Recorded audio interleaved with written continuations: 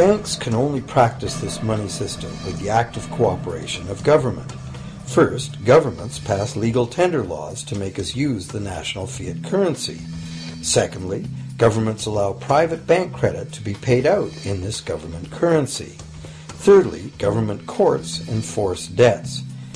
And lastly, governments pass regulations to protect the money system's functionality and credibility with the public, while doing nothing to inform the public about where money really comes from. The simple truth is that when we sign on the dotted line for a so-called loan or mortgage, our signed pledge of payment, backed by the assets we pledge to forfeit should we fail to pay, is the only thing of real value involved in the transaction. To anyone who believes we will honor our pledge, that loan agreement or mortgage is now a portable, exchangeable, and saleable piece of paper. It's an IOU. It represents value and is therefore a form of money. This money the borrower exchanges for the bank's so-called loan. Now, a loan in the real world means that the lender must have something to lend. If you need a hammer, my loaning you a promise to provide a hammer I don't have won't be of much help. But in the artificial world of money, a bank's promise to pay money it doesn't have is allowed to be passed off as money, and we accept it as such.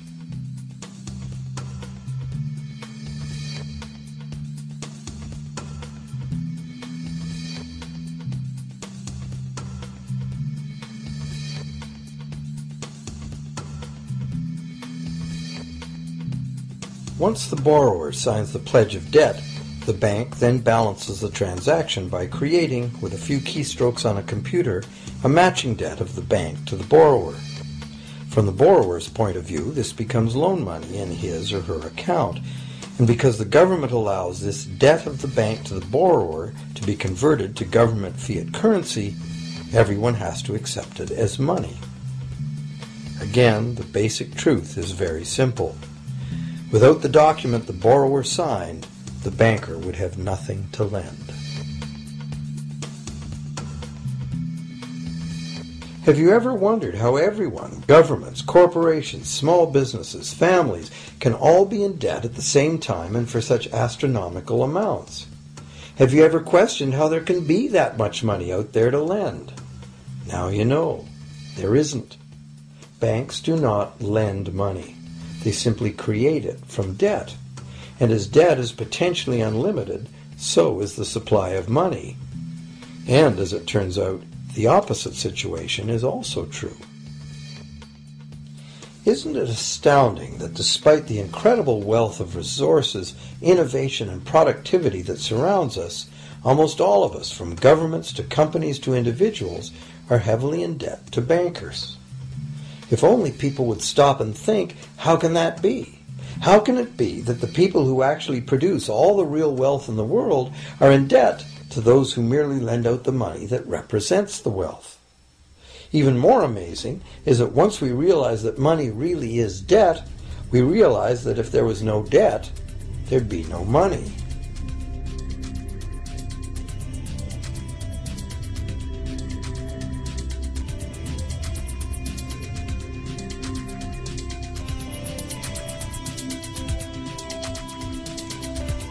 If this is news to you, you are not alone.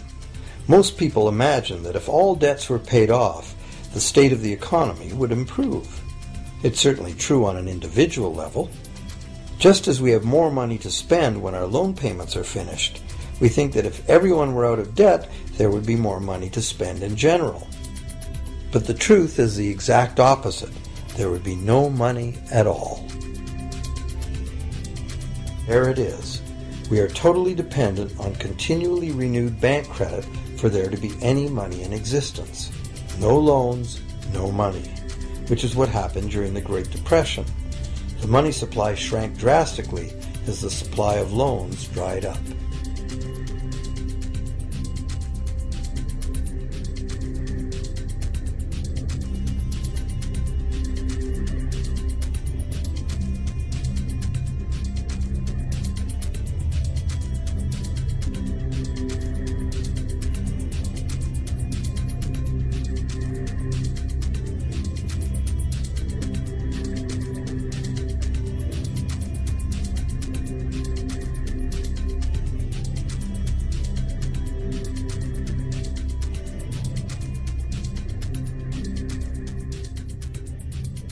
And that's not all.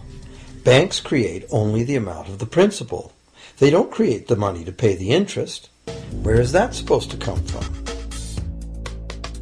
The only place borrowers can go to obtain the money to pay interest is the general economy's overall money supply. But almost all that overall money supply has been created exactly the same way, as bank credit that has to be paid back with more than was created. So everywhere there are other borrowers in the same situation, frantically trying to obtain the money they need to pay back both principal and interest from a total money pool which contains only principal. It is clearly impossible for everyone to pay back the principal plus interest because the interest money doesn't exist. This can even be expressed by a simple mathematical formula. The big problem here is that for long-term loans such as mortgages and government debt, the total interest far exceeds the principal. So unless a lot of extra money is created to pay the interest, it means a very high proportion of foreclosures and a non-functioning economy.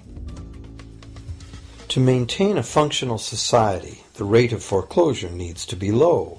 And so, to accomplish this, more and more new debt money has to be created to satisfy today's demands for money to service the previous debt. But of course, this just makes the total debt bigger, and that means more interest must ultimately be paid, resulting in an ever-escalating and inescapable spiral of mounting indebtedness.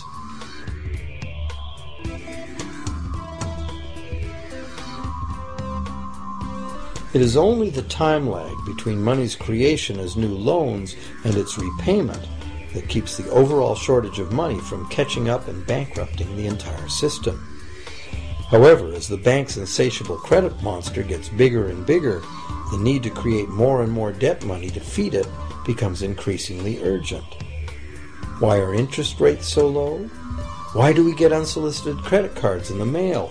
Why is the U.S. government spending faster than ever? Could it be to stave off collapse of the entire monetary system? A rational person has to ask, can this really go on forever? Isn't a collapse inevitable?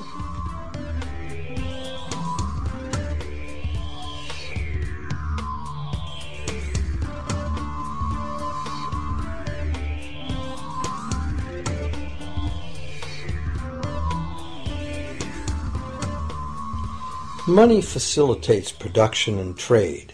As the money supply increases, money just becomes increasingly worthless unless the volume of production and trade in the real world grows by the same amount.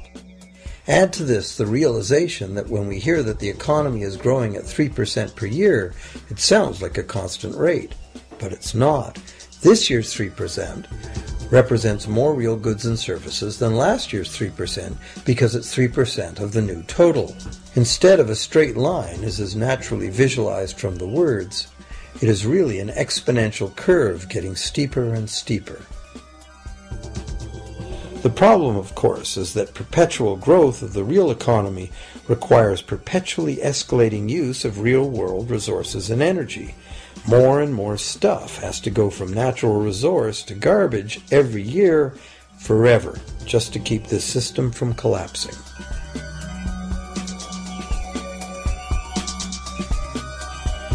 What can we do about this downright scary situation? For one thing, we need a very different concept of money. It's time more people ask themselves and their governments 4 simple questions. Around the world, governments borrow money at interest from private banks. Government debt is a major component of total debt, and servicing that debt takes a big chunk of our taxes. Now we know that banks simply create the money they lend, and that governments have given them permission to do this.